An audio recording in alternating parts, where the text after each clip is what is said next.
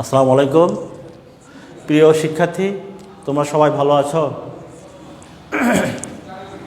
আমি তোমাদের দোয়ায় আমিও ভালো আছি। তো তোমরা তো জানো যে সারা বিশ্বে কোভিড-19 কারণে ৬-৭ মাস হলো আমাদের ক্লাস বন্ধ থাকার কারণে আমরা শিক্ষা মন্ত্রণালয়ের নির্দেশক্রমে আমরা এই অনলাইন ক্লাস আজ দ্বিতীয় সপ্তাহে শুরু করছি। আমি তোমাদেরকে গত সপ্তাহে পড়াইছি একতরফা দাখিলার পদ্ধতি, একতরফা দাখিলার পদ্ধতির বৈশিষ্ট্য, একতরফা দাখিলা পদ্ধতি কি, একতরফা দাখিলা বলতে কি বোঝো, এগুলো আমি তোমার গত সপ্তাহে শিক্ষণ দিয়েছি। এবং একতরফা দাখিলা পদ্ধতি নির্ণয় করতে গিয়ে তোমাদের প্রথমে কি করতে হয় সেটা তোমাদের শিখেছি। প্রথমে একতরফা দাখিলা যখন অঙ্ক করাবো তোমাদের, তখন প্রথমে শিখতে হবে প্রারম্ভিক মূলধন, তারপরে সমাপনী মূলধন, এই দুটা নির্ণয় করতে হবে। এই দুটা নির্ণয় করার পরে আমরা লাভ লোকসান বিবরণী গত সপ্তাহে ক্লাসে তোমাদের শেখানো হয়েছে। তোমরা যারা ভালো করে পড়াশোনা করেছো তাদেরকে সবাইকে ধন্যবাদ। আর আজকে আমি তোমাদেরকে শিখাবো একতরফা দাখিলা পদ্ধতির বৈষয়িক বিবরণী, যেটা মাধ্যমে ছোট একটা প্রতিষ্ঠানের সম্পত্তিগত সম্পত্তি এবং দায় উভয় পাশে মিলে যাবে। সেটাই তোমাদেরকে আমি আজকে শিখাবো। দেখো, প্রথমে আমরা একটা যে কোম্পানির হিসাব নিকাশ করব সেই কোম্পানির নাম লিখব, এক্স প্রতিষ্ঠানের নাম, তারপর লিখব বৈষয়িক বিবরণী, তারপর লিখব তারিখ। যে কোনো একটা ছোট্ট একটা প্রতিষ্ঠানই হোক না কেন, সেই প্রতিষ্ঠানের হিসাব করব আমরা। 1 বছরে হতে পারে, 6 মাসে হতে পারে। আমরা সেই শেষ তারিখের হিসাবের তারিখটা আমরা লিখব। তারপর লিখব আমরা বাম পাশে দায় ও মূলধন, আর ডান পাশে লিখব সম্পদ সমূহ। তারপরে টাকা, বাম পাশে ঘরে আছে একটা টাকা। তোমরা কি বুঝতে পারছো কি আমার কথা? তারপর লিখব আমরা ডান পাশে, দেখো, হাতে নগদ। হাতে নগদ কিসের? আমরা একতরফা দাখিলার পদ্ধতি যে অঙ্কের যে ছক দেওয়া থাকবে, সেই ছকের শেষে 31/12/2019 শেষ তারিখের যেগুলো সম্পত্তি থাকবে, সেই সম্পত্তিগুলো আমরা এই বৈষয়িক বিবরণীর সম্পদ পাশে আমরা লিখব। সেগুলো কি কি হতে পারে? সেগুলো প্রথমে হতে পারে হাতে নগদ, ব্যাংকের জমা, প্রাপ্য বিল, বিনিয়োগ, মজুত পণ্য, দেনাদার বিন্দু, অগ্রিম খরচাবলী। এখন তোমরা বলবে, স্যার অগ্রিম খরচাবলী কি? আমরা কোনো একটা কাজ করতে যে হয়তো টাকা বেশি দিয়ে ফেলেছি, মানে কোনো একটা খরচ হয়তো 1000 টাকা হবে, সেখানে আমরা 2000 টাকা দিয়ে ফেলছি, সেটাকে বলা হয় অগ্রিম খরচাবলী। সেটা আমাদের এই বৈষয়িক বিবরণী সম্পদ। বকেয়া আয় সমূহ, তোমরা বলতে পারো যে বকেয়া আয় সমূহ কি? বকেয়া আয় সমূহ বলতে আমরা বুঝি যে টাকা আমার প্রাপ্য, আমরা টাকা পাবো, কাজ করছি বা আমরা কোনো পণ্য বিক্রি করছি, কিন্তু সেই টাকা আমরা এখনও বকেয়া পড়ে আছে, এই টাকাটা আমরা পাবো, এই জন্য সেটাকে বলা হয় বকেয়া আয় সমূহ।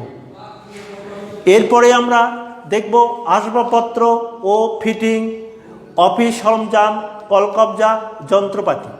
এগুলো কি জিনিস? এখন তোমরা হয়তো নতুন বা যারা প্রথম, যারা সেকেন্ডের পরে, তাদের জন্য কোনো সমস্যা নাই, কিন্তু তোমরা প্রথম একাদশ শ্রেণী, তোমরা হয়তো আগে হয়তো শিখে আসছো যে আসবাবপত্র, আমাদের সামনেই অনেক আসবাবপত্র আছে। এই আসবাবপত্র যত আমরা দিনের পরিবর্তন হবে, সময় পরিবর্তন হবে, তখন তার মূল্য হ্রাস পায় বা কমে যায়। এটাই হলো আমাদের আসবাবপত্র, ফিটিং, অফিস সরঞ্জাম, কলকবজা, যন্ত্রপাতি। কলকবজা যন্ত্রপাতি আমরা যত ব্যবহার করব, তত আমাদের তার আয়ুষ্কাল কমে যাবে। এই জন্য আমরা এগুলো যদি কোনো এই মানে একতরফা দাখিলা সমাপনী সম্পত্তির যদি অফিস সরঞ্জাম আসবাবপত্র কলকবজা যন্ত্রপাতিগুলো থাকে তার সেই মূল্য আমরা লিখব।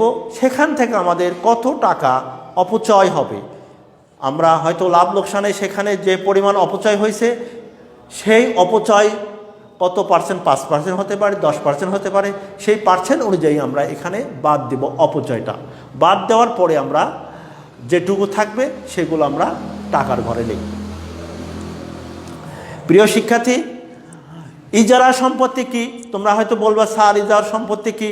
ইজারা সম্পত্তি কোনো একটা সম্পত্তি আমরা যদি লিজ নেই, কোনো দোকান ঘর যদি আমরা লিজ নেই, 10 বছর মেয়াদি, 5 বছর মেয়াদি, 20 বছর মেয়াদি, 1 লক্ষ টাকা 10 বছর মেয়াদি যদি আমরা 1 লক্ষ টাকা একটা দোকান ঘর ভাড়া নিয়ে থাকি, সেই প্রতি বছরে তাহলে 20 বছর মেয়াদি যদি হয় তাহলে প্রতি বছরে হবে 5,000 টাকা, আর যদি 10 বছর মেয়াদি হয় তাহলে প্রতি বছর হবে 10,000 টাকা।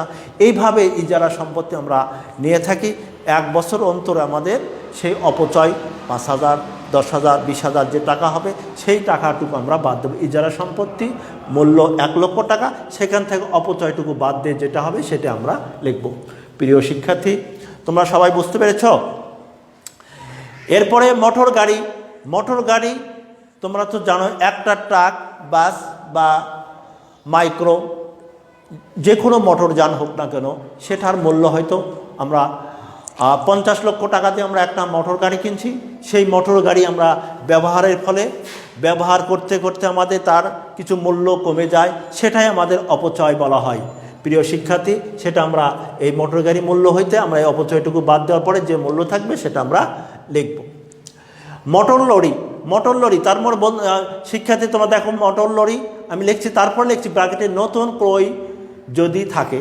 তার মানে আমরা অনেক ক্ষেত্রে অঙ্কের মধ্যে দেখা যায় মোটর লরি বা ডেলিভারি ভ্যান বা এই জাতীয় কোনো জিনিস যদি আমরা নতুন করে ক্রয় করে থাকি, তার উপর কোন তারিখে আমরা ক্রয় করলাম সেই ক্রয়ের তারিখ অনুযায়ী আমরা অপচয়ের যদি উল্লেখ থাকে কত পার্সেন্ট, সেই পার্সেন্ট করে আমরা সেই অপচয়টুকু আমরা বাদ দিব।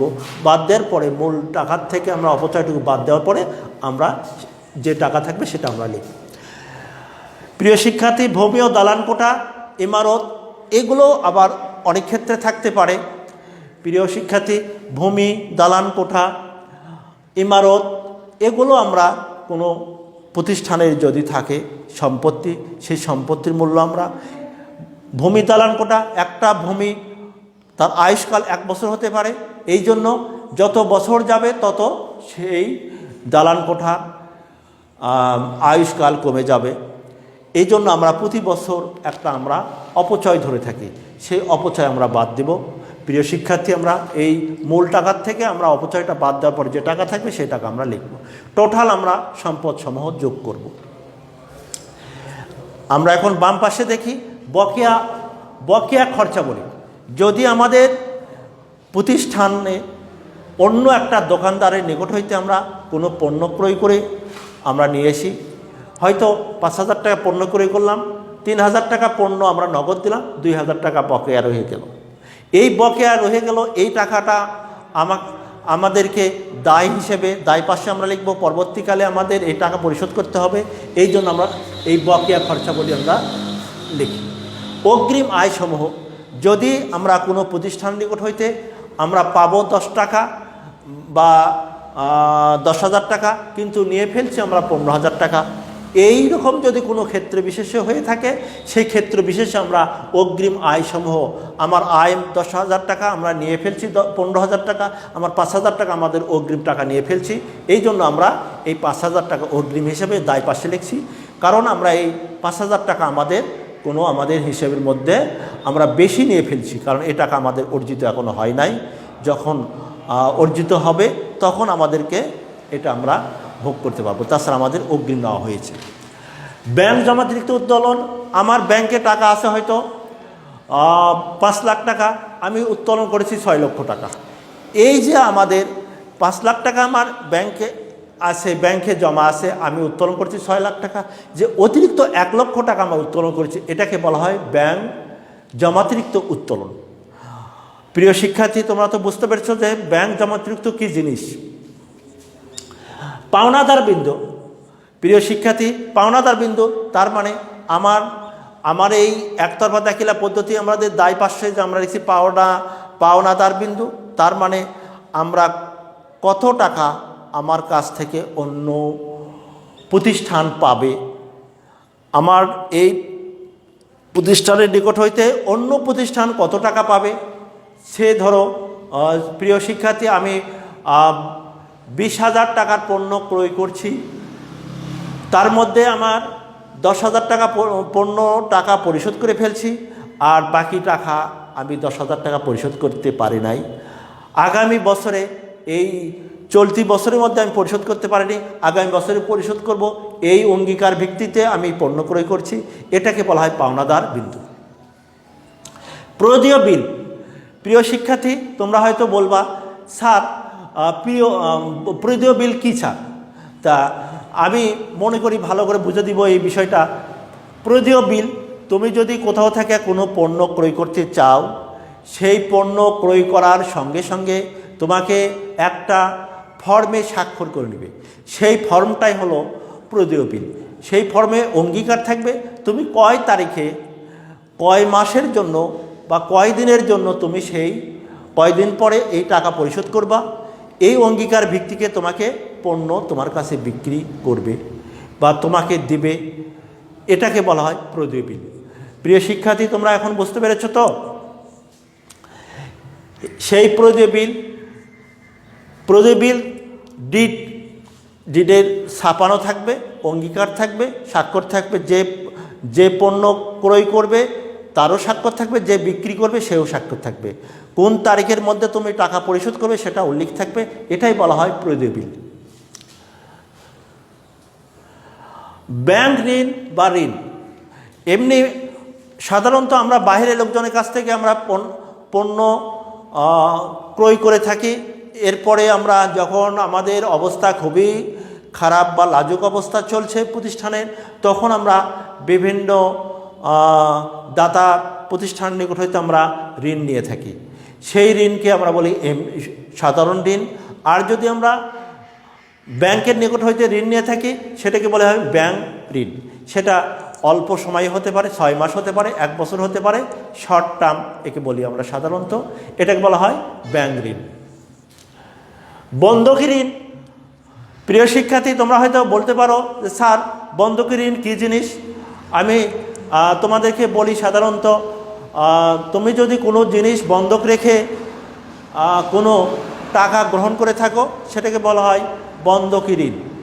সে বলি তোমার কাছে হয়তো 10 ভরি গহনা আছে, 10 ভরি গহনা তুমি বন্ধক রেখে 2 লক্ষ বা 3 লক্ষ টাকা তুমি সংগ্রহ করছো, এটাকে বলা হয় বন্ধকি ঋণ। প্রিয় শিক্ষার্থী, এখন আমি দেখো তোমাদের মূলধন লিখছি, মূলধন ব্র্যাকেটে লিখছি প্রারম্ভিক। প্রারম্ভিক মানে কি? তোমাদেরকে বলছিলাম শুরুতে আর শেষে। শুরুতে কি কি সম্পত্তি থাকে আর কি কি দায় থাকে। সম্পত্তি থাকে, আমরা দায়গুলো বাদ দিলে পাই আমরা প্রারম্ভিক মূলধন। সেই প্রারম্ভিক মূলধন শিক্ষার্থী। তারপরে লেখা আছে নিট লাভ। সেই নিট লাভ আমরা সঙ্গে যোগ করব। তারপরে লিখব অতিরিক্ত মূলধন। তোমরা এখন প্রিয় শিক্ষার্থী, তোমরা বলতে পারো যে স্যার অতিরিক্ত মূলধন কি? অতিরিক্ত মূলধন মালিক যদি প্রতিষ্ঠান চলাকালীন সময়ে যদি কোনো অসুবিধা হয়ে থাকে, তখন মালিক ফার্দার যদি কোনো আবার নতুন করে টাকা দিয়ে থাকে, কারবারে যদি সরবরাহ করে থাকে, এটাকে বলা হয় অতিরিক্ত মূলধন। এগুলো আমরা যোগ করলাম। তারপরে মূলধনের সুদ আমরা যোগ করছি। এখন তোমরা বলতে পারো স্যার মূলধনের সুদ কার উপর ধরবো স্যার?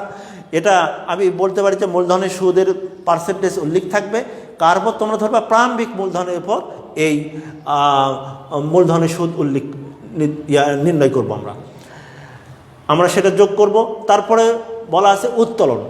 এখন স্যার তোমরা প্রিয় শিক্ষার্থী, তোমরা বলতে পারো যে উত্তোলন কী জিনিস? উত্তোলন মাঝে মাঝে মালিক যেমন প্রতিষ্ঠানে কিছু টাকা পয়সা সুবিধা অসুবিধার সময় টাকা পয়সা দিয়ে থাকে অতিরিক্ত মূলধন হিসেবে, মালিক ইচ্ছা করলে আবার প্রতিষ্ঠান হইতে কিছু টাকা প্রয়োজন, তার প্রয়োজনের জন্য যখন নেবে, সেটাকে বলা হয় উত্তোলন। সেটাই আমাদের এখানে উল্লেখ করেছি। এরপরে উত্তোলন সুদ। এই উত্তোলনের উপর আমরা প্রতিষ্ঠান ইচ্ছে করলে পার্সেন্টেজ অনুযায়ী সুদ নির্ণয় করতে পারে। সেই সুদ আমাদের এখানে বাদ যাবে, উত্তোলনটা বাদ যাবে। এভাবে আমরা যোগ বিয়োগ করে যেটা পাবো সেই টাকা আমরা উল্লেখ করছি। এইভাবে আমরা বাম পাশে যোগ করব এবং ডান পাশে যোগ করব, দুই পাশে যখন মিলে যাবে তখন আমাদের অঙ্কের কোনো কোথাও ত্রুটি নাই বললেই চলে। তারপরেও আমাদের একতরফা দাখিলা পদ্ধতি এটা একটা বিজ্ঞানসম্মত পদ্ধতি নয়। এটা আমরা সাধারণত একটা লাভ লোকসান নির্ণয় করার জন্য আমরা অল্প সময়ের মধ্যে আমরা এই পদ্ধতি করে থাকি। এই বলে আমি আমার বন্ধুরা, প্রিয় শিক্ষার্থী, তোমরা যদি এরপরে যদি কোনো সমস্যা থাকে তোমরা আমাকে ফোনে যোগাযোগ করবে, অথবা আমাদের এই তালিমুল ইসলাম একাডেমি অ্যান্ড কলেজের যে ইন নাম্বার আছে সেই ইন নাম্বারে ঢুকে আমাদের সঙ্গে যোগাযোগ করবে, আমার নাম্বারে ফোনে যোগাযোগ করবে, বা আমার ইমেল নাম্বার আছে সেই ইমেল নাম্বারে তোমরা, আমি পরবর্তীকালে ইমেল নাম্বার তোমাদের লিখে দেবো, সেই ইমেল নাম্বার ঢুকে তোমরা আমার সঙ্গে যোগাযোগ করবে। কোনো সমস্যা থাকলে সেগুলো সলভ করে দিব। এরপরে প্রিয় শিক্ষার্থী, আগামী দিনে তোমাদের এই একতরফা দাখিলার উপর ভিত্তি করে আমি একটা অঙ্ক তোমাদের করে দিব। সেটা আগামী ক্লাসে, আগামী যে অনলাইন ক্লাস হবে সপ্তাহে, সেখানে আমি তোমাদের সেই ক্লাসে আমি তোমাদের অঙ্কটি করে দিব। এই বলে আমি তোমার সুস্বাস্থ্য থাকো এবং দীর্ঘায়িত কামনা করে আমি আমার অনলাইন ক্লাস আজকের মতো শেষ করছি।